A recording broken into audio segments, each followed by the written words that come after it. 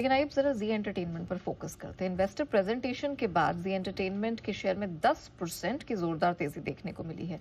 तो प्रेजेंटेशन में क्या कुछ कमेंट्री निकल कर आई है, क्या डिटेल्स हैं, वो सब जानने के लिए सीधे बिल्कुल, जी एंटरटेनमेंट में जबरदस्त तेजी देखने को मिल रही है और इन्वेस्टर प्रेजेंटेशन ने ये जोश बढ़ाया है।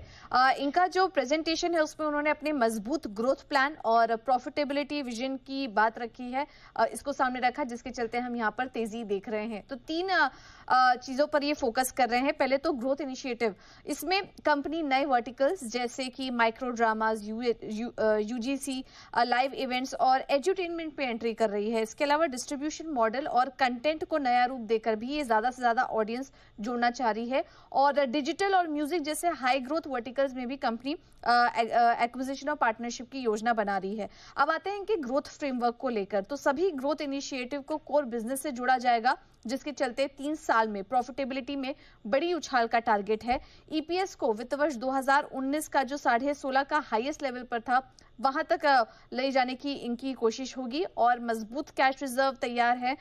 उसके चलते मार्केट में कॉम्पिटिटर से बेहतर बनने की रणनीति भी यहां पर कंपनी की तरफ से है, ये इनके फ्रेमवर्क में शामिल है। अब FY26 के लिए अहम फोकस पॉइंट क्या होंगे? Z5 में FY26 तक एबिटा ब्रेक इवन करने की इनकी योजना है।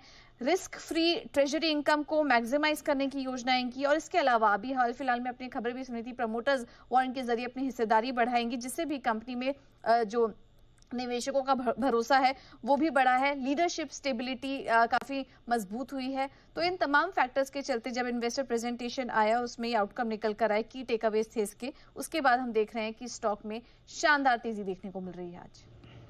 ऑलराइट, चलिए, तो ये की टेकअवेज रहे हैं जी एंटरटेनमेंट की प्रेजेंटेशन में। जो बताएं सर, आपकी क्या है राय? नहीं अनिल जी, मुझे लगता है कि देखिए प्रेजेंटेशन तो आया है, लेकिन जो काम अभी प्रमोटर्स ने किया है, उन्होंने काफी बड़ा पैसा कंपनी में डाला है, वो उस बात का एक एश्योरेंस है कि प्रमोटर्स अपना खुद का पैसा लगा रहे हैं, और ये बात मार्केट्स को बहुत पसंद आई है। देखिए, जब भी प्रमोटर खुद का पैसा कंपनी में डालता है तो वो एक रीएश्योरेंस होता है कि उसकी पूरी कमिटमेंट कंपनी में है। मुझे लगता है कि देखिए, अगर हम कंटेंट की बात करें, अगर हम ज्योग्राफिकल रीच की बात करें, तो जी एंटरटेनमेंट एक ऐसे बिजनेस में है जो लगातार ग्रो कर रहा है। काफी इंपॉर्टेंट है आज, जो चैनल मीडिया में इनका काफी बड़ा एक्सपोजर है, बड़ा एक्सपीरियंस है। तो इनको हटाना और इनको डिस्प्लेस करना बहुत डिफिकल्ट बात है। ऐसे बिजनेसेस रातों रात खड़े नहीं होते। तो मार्केट इस मोड को देख रहा है, प्लस उनका ओटीटी बिजनेस भी अभी अच्छा चल रहा है। तो मेरे ख्याल से देखिए, अगर आपका नजरिया 12-15 महीना है तो ये लेवल से होने के लिए कुछ नहीं है, लेकिन बढ़ेगा तो काफी सिग्निफिकेंटली बढ़ेगा, क्योंकि ये क्लियर इंडिकेशन है कि मैनेजमेंट कुछ ना कुछ एक अच्छा आउटलुक देख रहे हैं और उसी लिए खुद का पैसा लगा रहे हैं। और ऑब्वियसली जिनको लॉन्ग टर्म पोर्टफोलियो में ऐड करना है, ये काफी अच्छा प्राइस है। चलिए, तो जी एंटरटेनमेंट पर वो रहा है अविनाश जी की तरफ से कुछ